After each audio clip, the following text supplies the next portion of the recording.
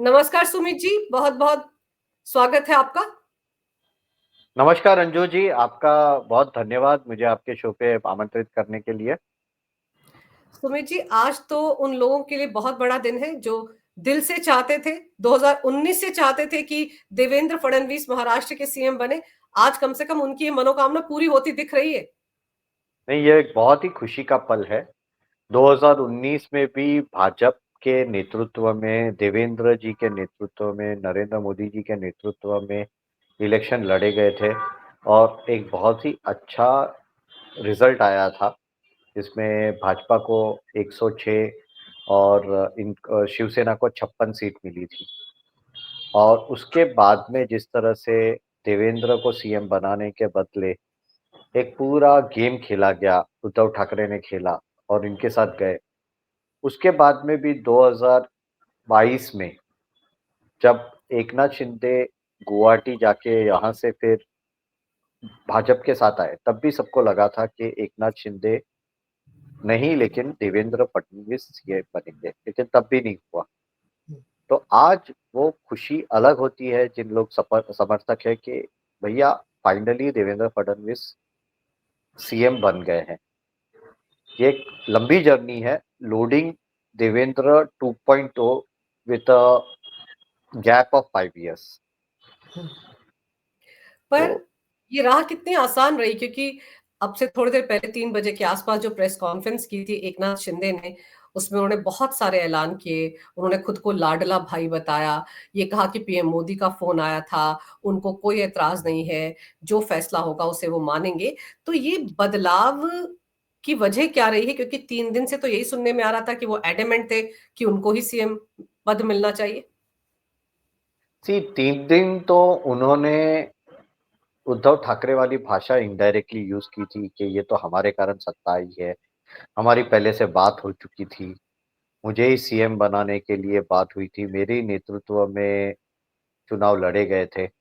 ये सब कहानियां बताई गई थी। So it was a hard stand. लेकिन दो चीजों के कारण फर्क पड़ा। एक तो अजीत पवार ने समर्थन दे दिया कि भैया बनेंगे तो देवेंद्र फडणवीस ही बनेंगे। और दूसरी चीज हुई कि एक प्रेस नोट आज रिलीज हुई इसके प्रेस कॉन्फ्रेंस के पहले। भाजपा ने प्रेस नोट इशू की कि भैया हम लोग तो और हमारे समर्थक तो सिर्फ और सिर्फ देवेंद्र फडणवीस को ही सीएम करके देखना चाहते हैं, बाकी राष्ट्रीय नेतृत्व ने जो निर्णय लिया वो फाइनल होगा। तो इससे एक प्रेशर बिल्टअप हो गया कि इस वक्त बीजेपी पीछे हटना नहीं चाहती और बीजेपी ने हार्ड स्टैंड लिया है कि इस वक्त तो बीजेपी का ही सीएम होना चाहिए और वो सीएम देवेंद्र फडणवीस ही होना चाहिए। दूसरा एक शिफ्ट देखा गया कि जो कट्टर देवेंद्र फडणवीस समर्थक है, उन्होंने भी एक सॉफ्ट स्टैंड लिया, क्योंकि एक बहुत बड़ा प्रॉब्लम था कि देवेंद्र फडणवीस ब्राह्मण है, तो उनके अगेंस्ट में वापिस मराठा लॉबी, जरांगे पाटिल एक्टिवेट किए कर दिए जाएंगे। तो अगर ऐसा ना हो और भाजपा को तकलीफ ना हो तो देवेंद्र के बदले लेकिन भाजपा का ही सीएम होना चाहिए, वो एक टोन भी चालू हो गया और उसके कारण भी एक प्रेशर बिल्टअप हो गया कि देवेंद्र फडणवीस हो ना हो, लेकिन मुख्यमंत्री तो सिर्फ और सिर्फ भाजपा का ही होगा, क्योंकि ये जीत भाजपा के कारण हुई है, ये जीत हिंदुत्व के कारण हुई है, ये जीत संघ और स्वयंसेवकों के मेहनत के कारण हुई है। तो उसका बेनिफिट भाजपा को ही मिलना चाहिए। पिछली बार की तरह 106 होते हुए भी डिप्यूटी सीएम लेके बैठना जो भाजपा ने तय किया था, ओके, वो इस वक्त करने को तैयार नहीं है भाजपा, वो उन्होंने बता दिया। अगर हम अंग्रेजी में कहें तो पुटिंग द फुट डाउन कि boss this time we are not ready. तो उसका भी एक इफेक्ट आया। और सबसे बड़ी बात है कि एकनाथ शिंदे को रियलाइज हो गया ज्यादा हार्ड नेगोशिएट करेंगे तो अजीत पवार के 41 और यहाँ 132 और दूसरे 5, तो 100 180 जैसे सीट्स तो उनके पास है। एकनाथ शिंदे के बिना भी वो सरकार बना सकते हैं। तो let us go down and accept. और अब बाद में पोर्टफोलियोज के लिए हेवी नेगोशिएशन किया जा सकता है। तो इसलिए ये एक स्टेप बैक लिया एकनाथ शिंदे ने। पर सुमित जी, एकनाथ शिंदे ने तो बहुत पुख्ता तरीके से लॉबिंग करना शुरू कर दिया था, सोशल मीडिया के जरिए, टीवी चैनल्स के जरिए, क्योंकि उनकी टीम की तरफ से यहां तक पॉइंट्स दिए गए टीवी चैनल्स को कि अगर शिंदे को नहीं बनाया जाता है तो क्या होगा, कितना नुकसान होगा, क्योंकि चुनाव तो एकनाथ शिंदे की अगुवाई में लड़ा गया। तो जिस गलत फहमी का शिकार उद्धव ठाकरे हो गए थे 2019 में, वो उसी गलत फहमी की शिकार तो ऐसा लग रहा था कि शिंदे भी हो गए थे, लेकिन बीजेपी ने टफ स्टैंड लिया, इसलिए उन्हें झुकना पड़ा। सी इसमें क्या होता है कि एक तो जितने भी एक अलायंस के घटक दल होते हैं, उनको नेगोशिएशन के लिए 2 ही मौके मिलते हैं 5 साल में। वो है चुनाव के पहले सीट में, चुनाव के बाद मंत्रिमंडल बनता है तब। बाद में 5 साल कुछ मौके नहीं मिलते। तो इसलिए इन्होंने अभी एक हार्ड स्टैंड लिया कि जितना निकाल सकते हैं अभी निकाल सकते हैं, बाद में कुछ नहीं मिलेगा। That is a normal psychology. और दूसरा, एकनाथ शिंदे ये भी करना चाहते थे कि उसको ही मुख्यमंत्री पद मिला रहे। लेकिन उसको एक चीज़ पता नहीं थी कि ग्राउंड लेवल पे कहाँ से मेहनत हुई है। जो कल अपने चर्चा में मैंने बताया कि पवन कल्याण ये वो सब तो भाजपा के कारण आए थे। अगर भाजपा नहीं होती तो इतना सीट कैसे होता? दूसरी एक बहुत बड़ी चीज़ है, जिस तरह से ओबीसी कंसोलिडेशन किया गया, वो पूरा जो रणनीति थी, उसके बाद में जिस तरह से कीर्तनकारों को गाँव-गाँव भेजा गया कि तुम लोग गाँव-गाँव जाके हिंदुत्व का प्रसार करो, हिंदुत्व विचारधारा वाली पार्टी और कैंडिडेट को ही वोट देना है, उसके लिए लोगों को कन्विंस करो। वो पूरा एक जो काम हुआ है, वो तो उसमें शिवसेना का कोई रोल ही नहीं था। रादर मैंने ही आपके शो पे बताया था काफ़ी टाइम पहले कि भाजपा के अंदर भी एक ये था कि शिवसेना जो आई है यहाँ, इट वाज़ बहू आ गई, दहेज ले भी ना आई। तो कार्यकर्ता उतने नहीं आए थे इसके साथ। फिर भी इतने वोट आए क्योंकि भाजपा और संघ के लोग रास्ते पे थे। स्वयंसेवकों ने काम किया, अतुल लिमय जी के नेतृत्व में पूरा काम किया गया। तो उसका इफेक्ट था और he wanted to extract the maximum. तो इस वक्त भाजपा ने भी बराबर किया और मुझे लगता है कि इसके अंदर संघ का भी रोल था। संघ ने भी प्रेशर डाला कि इनफ इज इनफ, इस वक्त हम लोग सैक्रिफाइस नहीं करेंगे। और उसने रिजल्ट दिया। Finally Eknath Shinde had to back off. और सुमित जी, देवेंद्र फडणवीस ने चुनाव के नतीजे आने के बाद जब पहली बार मीडिया से बात की थी, उस वक्त भी उन्होंने अपने भाषण में एक तरह से कह दिया था। उन्होंने कहा था कि हमारी पार्टी के नेताओं ने हमारे संगठन के जो दोस्त हैं उनके उम्मीदवारों के यहाँ जाकर भी रैलियां की हैं, उनके लिए भी वोट मांगे हैं। तो हिंदुत्व की जो लहर वहां पर चल रही थी या सुनामी चल रही थी, उसी का तो फायदा हुआ। आप अगर एग्जैक्टली। 2019 की बात करें तो उस वक्त भी तो मोदी लहर का फायदा होने के चलते ही उद्धव ठाकरे की शिवसेना को इतनी सीटें मिली थी, 56, और उनको भी लगने लगा एग्जैक्टली। था कि अपने बलबूते पर सीटें मिल गई हैं। वही बात अब हो रही थी। तो कहने का मतलब है कि अच्छे तरीके से समझा दिया गया है शिंदे को, कहीं कोई और बगावत टाइप चीज तो नहीं कर सकते ना वो अभी। उसमें क्या है मालूम है, अगर 102 105 जैसी सीट आई होती हम्म। तो शायद इन लोग ज्यादा हार्ड स्टैंड रखते। लेकिन 132 आने के बाद इसके पास रूम ही नहीं बचा है।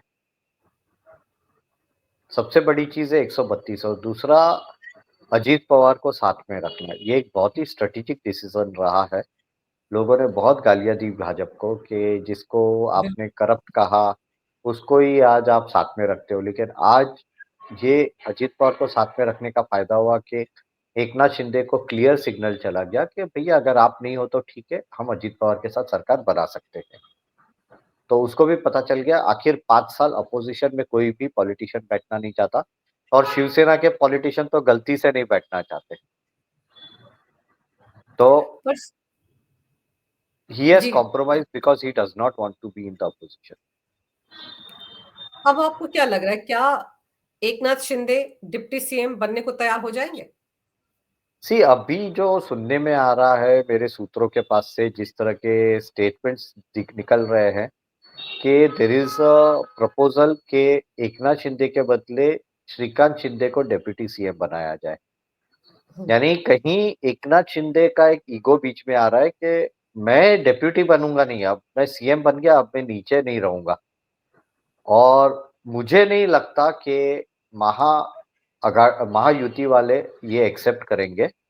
क्योंकि एकनाथ शिंदे एक ज़माने में तो देवेंद्र फडणवीस के कैबिनेट में मंत्री थे, जबकि देवेंद्र फडणवीस मुख्यमंत्री थे, हम्म, उन्होंने 5 साल के फुल एक्सपीरियंस के बाद भी उन्होंने डिप्टी सीएम का पोस्ट लिया। बिल्कुल। ओके, अजीत पवार जैसे सीजन्ड पॉलिटिशियन, उन्होंने भी डिप्टी सीएम का पोस्ट लिया है। सो हम्म, दे विल नॉट अलाउ, यानी एकनाथ शिंदे को अगर ये लगता हो कि भैया मैं ही हूं और मैं अगर डिप्यूटी नहीं ले सकता, तो मुझे नहीं लगता कि अजीत पवार, देवेंद्र फडणवीस और भाजपा और एनसीपी ये अलाउ करेंगे। रहना है तो आपको ही रहना पड़ेगा और कोई नहीं।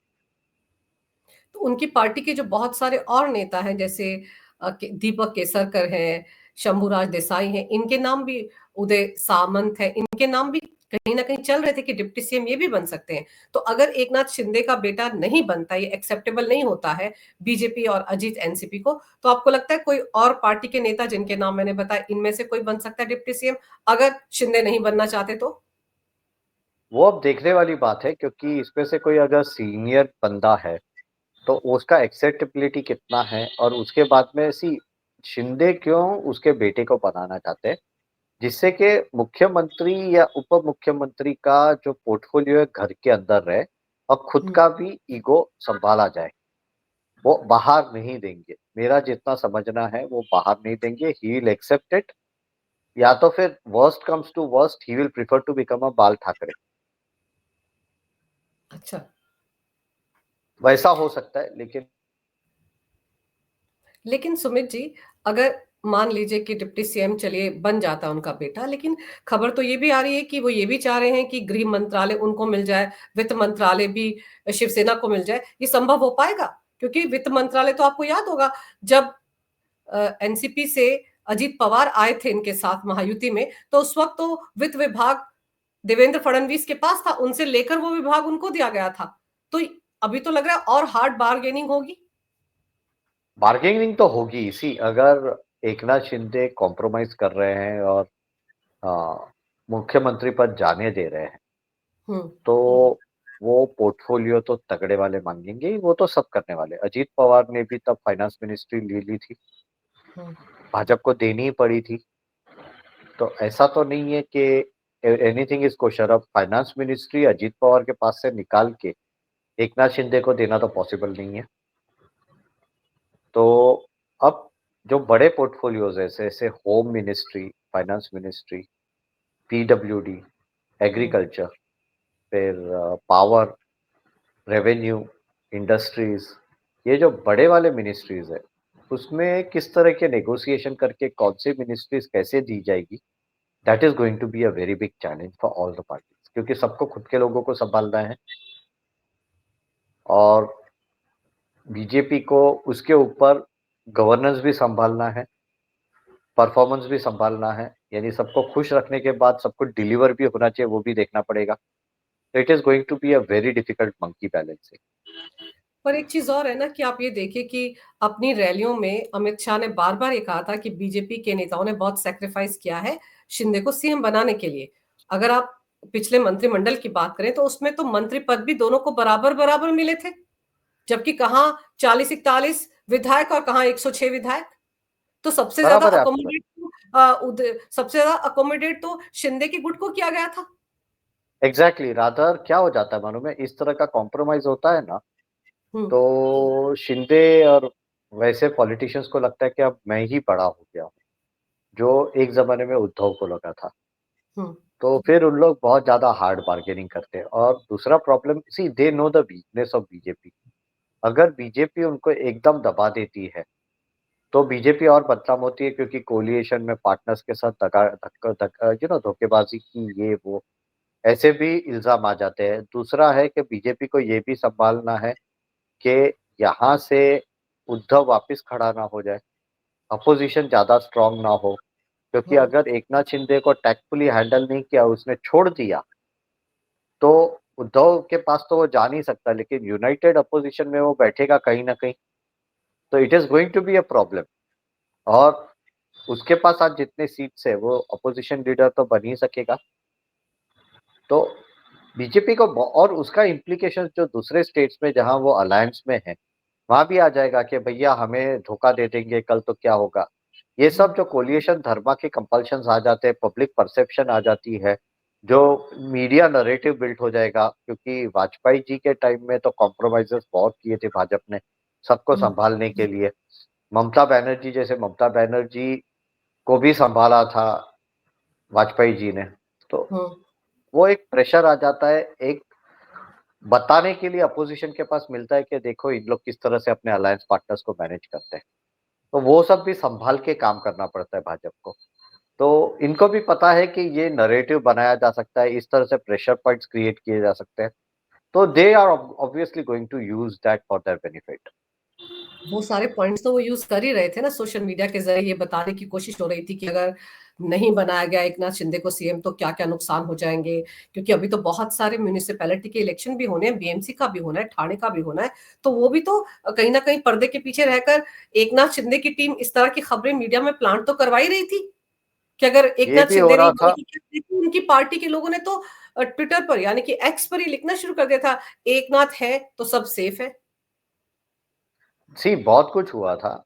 उन्होंने तो बहुत हेवीली चालू कर दिया था, ट्विटर पे इन्फ्लुएंसर्स ये वो, मीडिया में थोड़ा बहुत। फिर सुनने में आया है, ये बात की पुष्टि होनी बाकी है, लेकिन अयोध्या में एकनाथ शिंदे के फेवर में पोस्टर भी निकल आया था। वो वहां कैसे आया पता नहीं, हम्म, लेकिन उसके कारण भी एक अलग हलचल मच गई है महाराष्ट्र में, कि महाराष्ट्र के इंटरनल पॉलिटिक्स के लिए दूसरे स्टेट्स के लोग क्यों ज्यादा इंटरेस्ट ले रहे हैं। हम्म, और बाद में कुछ अलग स्टेट्स के विशिष्ट ट्विटर हैंडल्स जिस तरह से एकनाथ शिंदे को सपोर्ट कर रहे थे, जो कि एक्चुअली राइट विंग हैंडल्स है, तो हम्म, उसके कारण एक अलग चर्चा चालू हो गई है एक सिलेक्ट सर्कल में कि भैया क्या पॉलिटिक्स चल रही है। क्योंकि महाराष्ट्र के बहुत सारे लोग, भाजपा के मैक्सिमम समर्थक देवेंद्र फडणवीस को प्राइम मिनिस्टर मटेरियल करके देखते हैं। They are looking at Devendra Fadnavis to be the prime minister in future.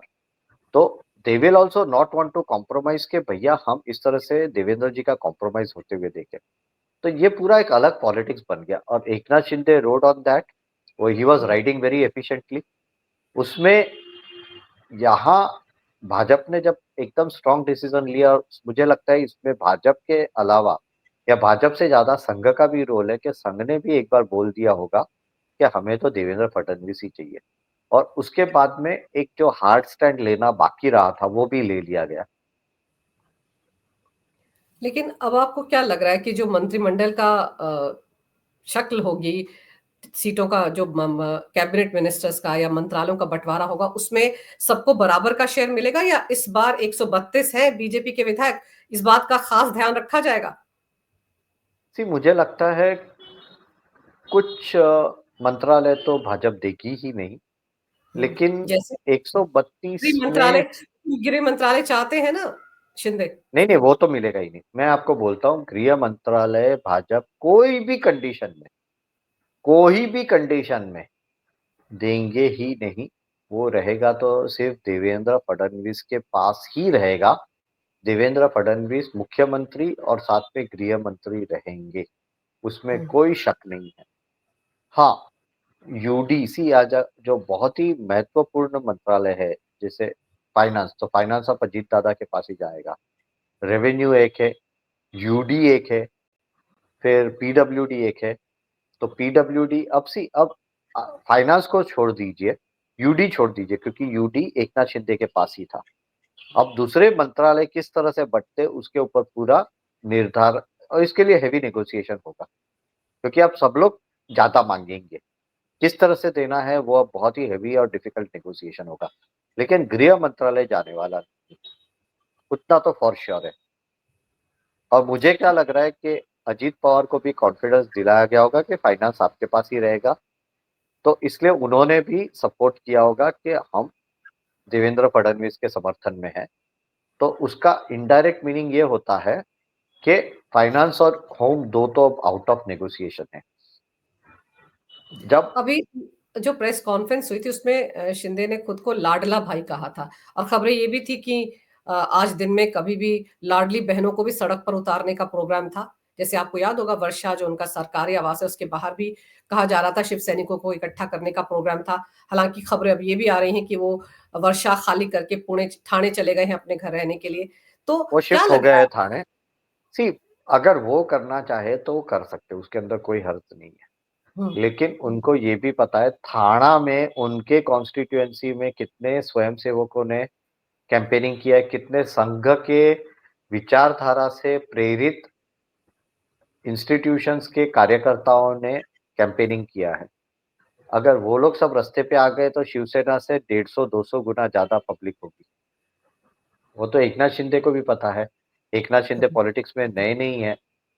आज उसको 25-30 साल हो गए पॉलिटिक्स में।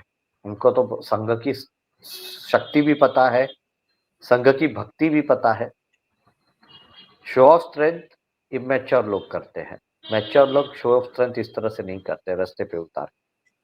बातचीत में मैच्योरिटी रख के काम हुआ है, बहुत अच्छे से हो गया। एकनाथ शिंदे भी समझ गए कि सरकार साथ में चलाने में फायदा है, उनका भी रिस्पेक्ट बढ़ेगा, उनका कद भी बढ़ेगा, उनके लोगों का भी फायदा होगा, उनके जो विधायक है, उनके सांसद है, आगे चल के उनके जितने कॉर्पोरेटर्स होंगे उनको भी फायदा होगा।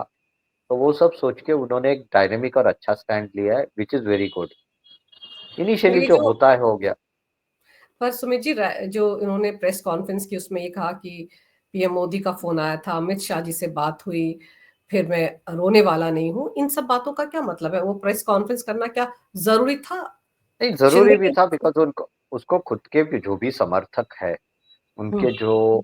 दूसरा एक एक बहुत बड़ी चीज है, ये हमने कभी चर्चा नहीं की है, हम्म। लेकिन धर्मवीर एक और उससे ज्यादा धर्मवीर दो जो मूवी आनंद दीघे पे बनी, भले हम्म। धर्मवीर दो थिएटर्स में ज्यादा नहीं चली, लेकिन ओटीटी पे उसको रिस्पांस बहुत अच्छा मिला है।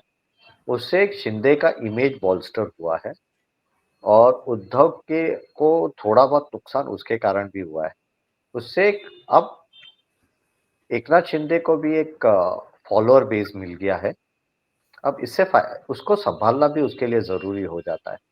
तो ही हैज टू से कि प्रधानमंत्री, शायद प्रधानमंत्री जी ने फोन किया, मोदी जी ने फोन किया, अमित शाह जी ने फोन किया, हो या ना हो हमें पता नहीं है। लेकिन एकनाथ शिंदे को भी बाहर बताना पड़ता है कि I am a important leader, I am a respected leader. शायद किया भी होगा, मैं नहीं बोल रहा हूँ कि एकनाथ शिंदे जी जो बोल रहे हैं वो गलत है, किया होगा। लेकिन वो बताना पड़ता है क्योंकि उसके फॉलोअर्स को लगना चाहिए कि हमारे नेता को भी दिल्ली से रिस्पेक्ट मिल रहा है, आदर मिल रहा है। ओके, ये हम्म। सब जगह होता है। तो उसके लिए वो स्टेटमेंट बोला गया है। बाकी लाड़की बहना तो तीनों लोग बोल रहे हैं, देवेंद्र फडणवीस भी लाड़के भैया है, अजीत पवार भी लाड़के भैया है, एकनाथ शिंदे भी लाड़के भैया है, एमपी में मामा जी भी लाड़के भैया है। तो हम्म। सब लोग लाड़के भाई होते हैं, उसमें कौन सी बड़ी बात है। और फिर एक चीज और भी है ना कि एकनाथ शिंदे को ये भी तो समझा दिया गया होगा कि बहुत सारे बीजेपी के उम्मीदवार शिवसेना के टिकट पर भी चुनाव जीत कर आए हैं। एनसीपी में भी हैं बहुत सारे बीजेपी के उम्मीदवार जो। हाँ, एनसीपी में कुछ 10 एक उम्मीदवार बीजेपी के, ऐसा सुनने में आया है, और शिवसेना में कुछ 15 है। ओके, फिर लेकिन वो तो उसको भी पता है ना। सी ये सब मसल फ्लेक्सिंग होता है। इसमें और एक चीज देखने लायक है, शायद कुछ जो बड़े मंत्रालय हो वो हम्म। भाजपा के ही लोग जो शिवसेना में चुन के आए उनको ही दिया जाए कि भैया ये आप ही रखो, जिससे गवर्नेंस में एक जो कंटिन्यूटी और स्टेबिलिटी आनी चाहिए वो भी आएगी। And Eknath Shinde is also taken care of. तो चलिए तो अब उम्मीद वी करते शुडंट बी हैं। सरप्राइज्ड के नारायण राणे के जो बेटे हैं उसको हम्म। मंत्री पद मिले, हम्म। यहाँ से कुछ लोगों को मंत्री पद मिले, एनसीपी से पॉसिबिलिटी है। तो चलिए, अभी तो ये माना जा रहा है कि कल एक मुलाकात होनी है दिल्ली में सभी इन तीन नेताओं की, केंद्रीय गृह मंत्री के साथ।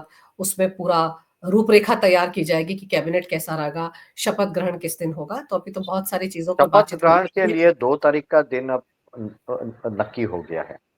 2 तारीख अच्छा। को शपथ ग्रहण होगा, और कहाँ और होगी? वानखेड़े में ही होगा, वानखेड़े में ही होगा।